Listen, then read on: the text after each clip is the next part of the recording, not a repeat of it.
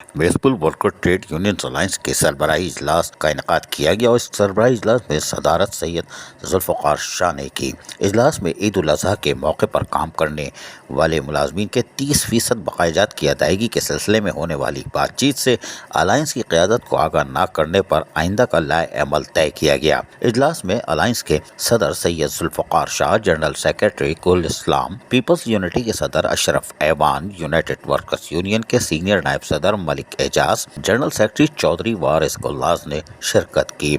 उनका कहना था कि मुलाजमीन अनथक मेहनत करते हैं और ईद उल अज़हा पर पूरे शहर को जहां साफ सुथरा रखने में इनका नुमाया किरदार होता है, वहीं इनको लॉलीपॉप दी जाती है और यकीन दहानी कराई जाती है और इनसे दिन रात काम लिया जाता है। ईद उल अज़हा पर तकरीबन 5 दिन काम करने वाले मेहनत कशों के जायज़ हुकूक और मफादात का तहफ़्फ़ुज़ करना सेंट सॉलिड वेस्ट मैनेजमेंट बोझ का काम है।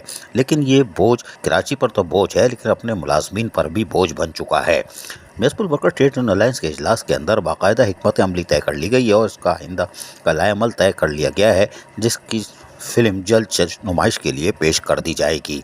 अब देखते हैं ये फिल्म कितनी हिट होती है। सेंट सॉलिड वेस्ट मैनेजमेंट बोझ क्या करता है। अजीज आरिफ, KBS बल्दियाती न्यूज़ कराची। ऐसी ही खूबसूरत वीडियोस फ्यूचर में हासिल करने के लिए रेड बटन पर क्लिक करके और बेल आइकॉन को प्रेस करके हम सबके सब्सक्राइबर बनना मत भूलिए।